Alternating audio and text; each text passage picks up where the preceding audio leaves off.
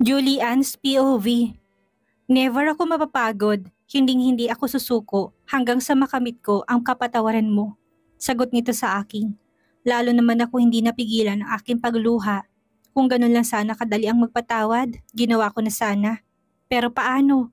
Masyado nang maraming nangyari at masyado na ako nasaktan. Hindi ko na talaga kaya pang magtiwala sa kanya. Kaya naman kitang patawarin kung gugustuhin ko Dimitrio eh. Pero may kapalit yun dahil wala nang libre ngayon sa mundo. Ayusin mong divorce natin at kakalimutan ko na kung ano man ang mga pasakit na naranasan ko sa'yo. Sagot ko. Mula sa pagkakaluhod, kaagad itong napatingala sa akin habang bakas na ang luha sa kanyang pisngi. Para naman tinutusok ng libo-libong karayom ang puso ko dahil sa nakikita ko sa kanya. Julian, pwede bang iba na lang ang hilingin mo? Kaya kong ibigay lahat ng gusto mo, huwag ka lang makipaghiwalay sa akin ng tuluyan. Hindi ko kaya. Hindi ko na kaya pang mawala ka sa akin. Sagot nito. Kagad naman akong umiling. Hindi kaya, pero nagawa mo akong lokohin. Ang sakit ng ginawa mo sa akin, Dimitrio. Hindi mo ko masisisi kung itong naging desisyon ko. Kasalanan mo lahat. Hindi ka na kontento sa akin noon. Umiiyak kong sagot sa kanya. Hindi naman ito nakaimik, pero baka sa mga mata nito ang pait. Divorce lang ang susi kung gusto mo magkaroon tayo ng katahimikan. Hindi ko na kaya pang lahat, Dimitrio. Kung masakit sa iyo mga nangyari, mas masakit sa akin yun. Ako ang naloko. Ako ang nawala ng anak. Kaya tama na please. Tumigil ka na. Sagot ko naman habang tuloy-tuloy ang pagpatak na luha sa aking mga mata. Nag-uumpisa na ring manikip ang dibdib ko dahil sa sobrang sama ng loob na nararamdaman ko. Hindi mo na ba ako mahal, Julian? Bakit bang hirap mong pakiusapan? Hindi ka naman dating ganyan. Hindi naman ganyang katigas ang puso mo. Sagot nito. Lahat ng tao nagbabago kapag masyado nang nasaktan. Lahat ng pag-intindi binigay ko sa iyo, Dimitrio. Sa iyo lang umikot ang mundo ko noon, kaya hayaan mo na sana ako ngayon. Hindi ko na kaya pang bumalik sa iyo dahil sa tuwing nakikita kita, lalong nananariwa sa isipan ko lahat ng mga panulokong ginawa mo sa akin. Umiiyak akong sagot. I know, nagkamali ako. Isang chance na ang hinihingi ko, Julian. Isa lang. Hiniwalayan ko na si Karil. Wala nang balakid sa pagsasama natin. Babawi ako, Julian. Pipilitin ko maging masaya ang pamilya natin. Hindi na ako titingin pa sa ibang mga babae. Please, isa pang pagkakataon. Isa na lang at kapag magkasala ulit ako, pwede mo na akong talikuran habang buhay. Sagot nito.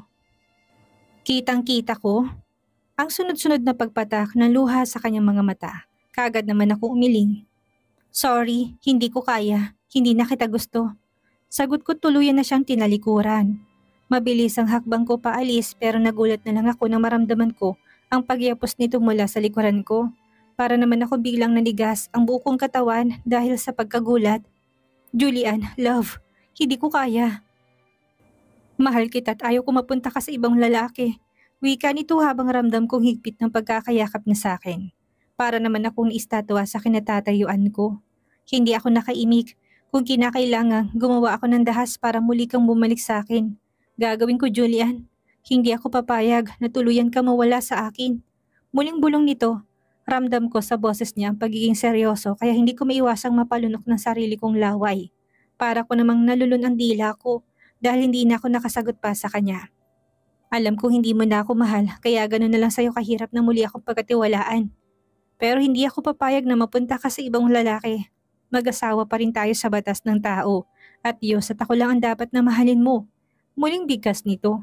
Napakaslot pa ako nang maramdaman kong mainit nitong hininga sa aking leeg. Isabay ang pagbabanta, Dimitrio. Ganyan ka na ba kawalang hiya para sabihin sa akin ang tungkol sa bagay na yan? Sagot ko naman habang pilit na nagpupumiglas mula sa mga bisig niya. Kaagad naman ako nitong binitawan kaya mabilis ako naglakad paalis. Para kasing bigla akong kinabahan sa sinabi ni Dimitrio ngayon. May gusto siyang ipahiwatig na hindi ko maarok. Tandaan mo, Julian, akin ka lang. Kung kinakailangan, papatay ako ng tao para muli kang bumalik sa akin. Gagawin ko. Muling bigkas nito pero hindi ko na binigyan pa ng pansin. Hindi mamamatay tao si Dimitrio kaya malabong sinasabi niya. Tinatakot niya lang ako. Ayos ka lang ba? Kaagad ako napaangat ng tingin nang marinig ko ang boses ni Vanessa. Pagkatapos ng pag-uusap namin dalawa ni Dimitrio dito sa likod ng mansyon, ako dinala ng aking mga paa para makalanghap ng sariwang hangin. Nakakaramdam na rin na kasi ako ng paninikip ng dibdib dahil sa matinding tensyon na nararamdaman ko kanina. Pakiramdam ko nahihirapan na akong huminga kaya kagad ako naghanap ng lugar kung saan pwede ako makalanghap ng sariwang hangin at itong likurang bahagi ng mansyon ang napili kong lugar puntahan para makapagmuni-muni na rin. Okay lang ako. Masyado lang ako na-stress sa pag-uusap namin dalawa ni Demetrio kanina. Sagot ko. Isang mahabang katahimikan ang namayani sa aming dalawa bago muling nagsalita si Vanessa. Magiging maayos din ang lahat. Kasama sa buhay natin ang napakaraming pagsubok kaya huwag kang panghinaan ng loob, Julian. Nandito lang kaming mga mahal mo sa buhay na handang umalalay sa'yo at kung ano man ang magiging desisyon mo. Ibibigay namin ang buong aming suporta sa'yo. Nakangiting wika ni Vanessa, pigil ko naman ang sarili ko na muling maluha. Sa palagay mo ba magiging masama akong ina kay Baby Russell kung sakaling tuluyan ko siyang ilayo sa ama niya? Mahina kong tanong. I don't know. Masyado pang batang anak mo para maintindihan niya mga nangyayari sa inyong dalawa ni Demetrio. Ikaw ang ina't nasa iyo ang lahat ng karapatan para magdesisyon ko anong mas makakabuti sa anak mo. Pero Julian, payong kaibigan lang, dapat maging handa ka rin sana kung sakaling dumating ang panahon na hanapin ang anak mong ama niya. Mahaba nitong sagot, wala sa sariling napatitig ako kay Vanessa. Parang bigla kasi akong sinampal na katotohanan. Tama to. Darating at darating ang time na maghahanap ng ama ang anak ko at ngayon pa lang dapat ko ng paghandaan yun. Habang lumalaki si Baby Russell, magiging mas komplikado ang lahat kung sakaling ngayon pa lang. Iiwas ko na siya sa kanyang ama. Hindi ko maiwasang mapapikit. Napakahirap ng sitwasyon ko ngayon, gustuhin ko mang maging makasarili. Pagdating sa kustudiya ng anak namin ni Demetrio, natatakot naman ako sa posibleng maging consequences nito sa hinaharap. Minsan lang maging batat kapag hindi ko hayaan si Baby Russell na makabanding niyang kanyang ama hanggang sa paglaki niya. Baka ako pang lumabas na masama. Hindi ko na talaga alam kung anong gagawin ko. Gulong-gulo ng isipan ko sa mga nangyayari sa buhay ko. Gusto ko lang namang makalimot, pero bakit ayaw pa rin akong tantanan ni Demetrio? Bakit ayaw niya pa rin akong patahimikin? Sagot ko naman, kaagad ko namang naramdaman ng paghahawak ni Vanessa sa kamay ko kaya napatitig ako sa kanya. Kailangan mong timbangin ang sarili mong nararamdaman, Julian. Hindi porket galit ka ngayon, hindi mo na kayang patawarin pang tao na nakit sa'yo. Kung gusto mong magkaroon ng katahimikan na kalooban, matuto ka rin minsan na magpatawad. Sagot nito. Ibig mo bang sabihin, patatawarin ko si Demetrio kahit na sinaktan niya ako noon? Kahit na siyang dahilan kaya nakunan ako noon? Sagot ko kasabay ng pagpatak na luha sa aking mga mata. Hindi kita pwedeng utusan sa kung ano ang pwede mong gawin. Pero sana, piliin mong landas kung saan ka magiging masaya, Julian. Mahirap mabuhay kapag puro galit ang pinapairal sa puso. Kasama na sa buhay natin ang napakaraming pagsubok na dumating kaya dapat lang na maging handa tayo sa lahat ng oras. Muling bigkas nito kasabay ng pagbitaw niya sa kamay ko. Tipid niya akong initian bago to dahan-dahang naglakad palayo sa akin. Nasundan ko na lang siya ng tingin. Nang muli ko akong mapag-isa, hindi ko mapigilang mapatitig sa kawalan. Samot-saring mga bagay ang gumugulo sa isipan ko, kaya naman nagpasya na akong bumalik sa loob ng mansyon. Sakto naman dahil papasok ako ng mansyon, siyang paglabas naman ni Demetrio, kasamang ama nito. Parehong malungkot ang kanilang mga aura, kaya kagad ako nag-iwas ng tingin nang mapansin kong pareho silang napatitig sa akin. Iha, hindi pa kita masyadong kilala pero alam ko mabait kang bata. Sana maging maayos ng lahat para naman may pagkakataon na rin akong masilayan apo ko. Malungkot na wika ng ama ni Demetrio. Napatigil naman ako sa paghakbang at hindi ko maiwasang mapatitig kay Demetrio na noon nakita kong lungkot sa kanyang mga mata habang nakatitig din sa akin. Sorry po, alam ko nagiging madamot ako kapag si Baby Russell ang pag-uusapan. Masakit man sa akin ang mga nangyari pero kung gusto niyo po talagang makitang apo ninyo, pagbibigyan ko po kayo, sagot ko. Tama si Vanessa. Para sa kapakanan ni Baby Russell, handa ako magbigay ng daan kay Demetrio para maging ama nito.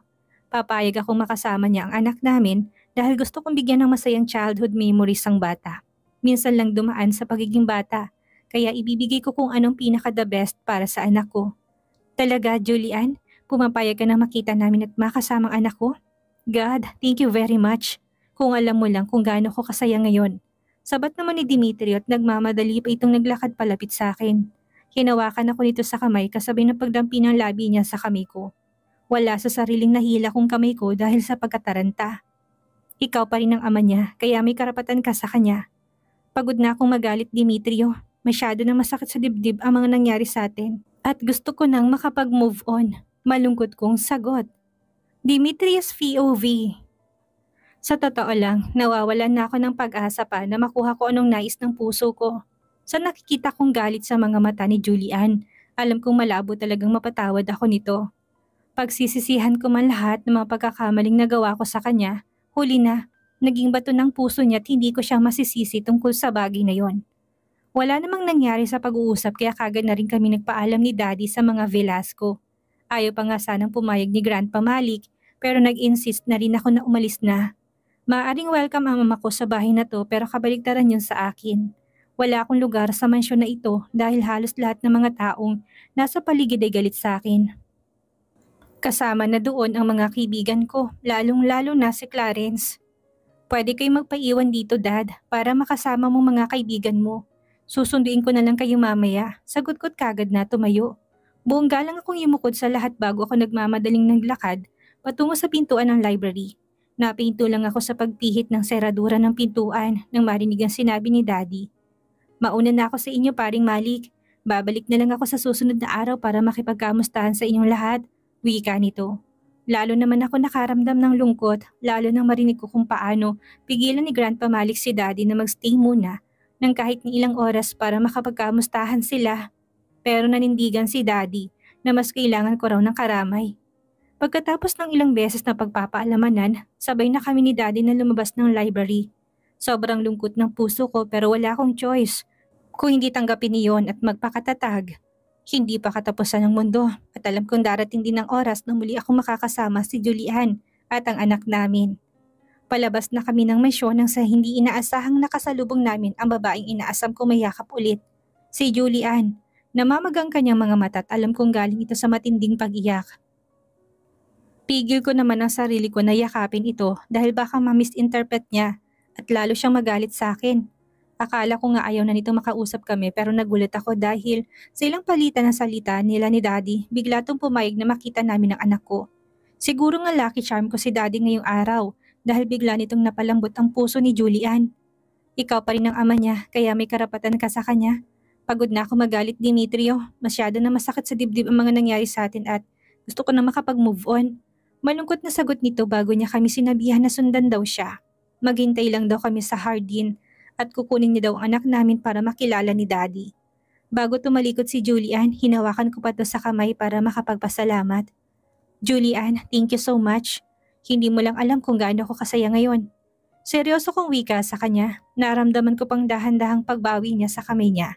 Nahawa ko kaya kagad ko na din itong binitawan. Pumapayag ako na makita mong anak natin, hindi dahil gusto kong pagbigyan ka. Ginagawa ko to dahil gusto kong mabigyan ng masayang childhood memories ang anak natin. Ayaw ko maging makasarili. Hindi man magiging maayos ang relasyon nating dalawa. Gusto ko iparamdam sa anak natin na may kompleto siyang mga magulang habang lumalaki siya. Sagot nito. Hindi ko naman maiwasan na mapangiti. Ano man ang maging katuwiran niya ngayon, umaasa ako na sana ito ng umpisa para magkabati ulit kami.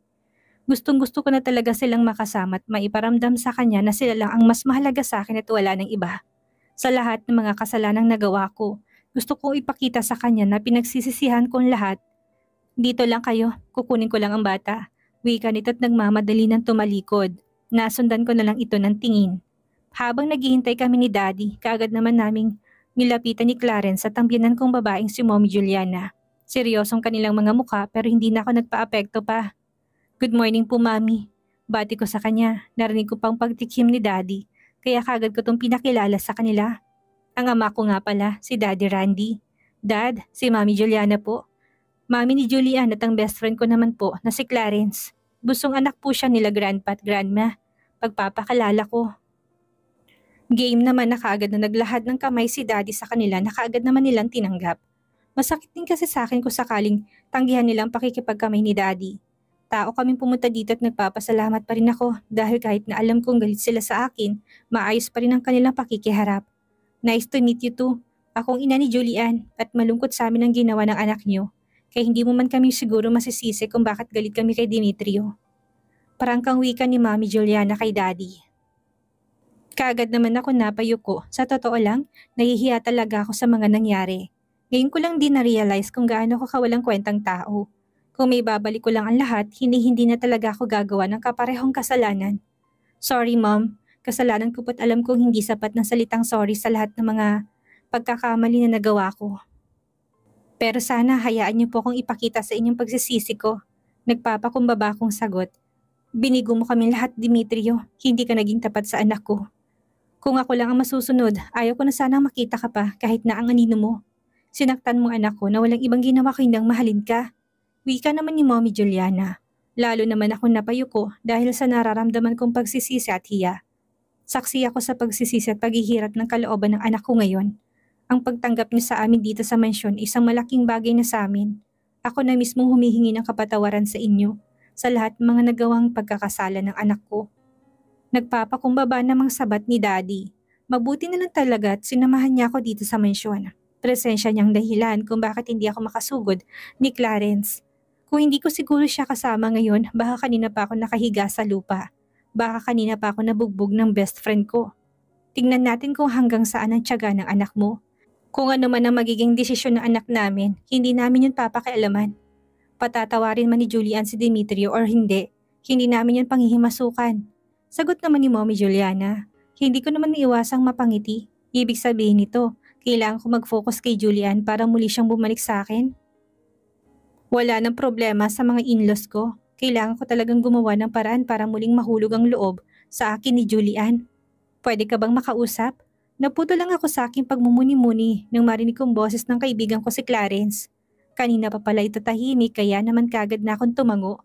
Sumunod ka sa akin, may sasabihin lang ako sa'yo. Malamig na wika nito. Halata pa rin sa boses ito ang galit sa akin. Pero hindi ko na binigyang pansin pa. Masaya na ako sa isiping kaunting-kaunti na lang. Alam kong mapapatawa din ako ng mga magulang ng asawa ko. Si Julian na lang talaga ang dapat kong pagtuunan ng pansin. Nagpatiunan na naglakad palayo si Clarence kaya kagad ko tong sinundan. Pagkarating sa likurang bahagi ng masyon, huminto sa paglalakad kaya kagad akong tumayo sa tabi nito. Nagulat na lang ako dahil mabilis tong humarap sa akin.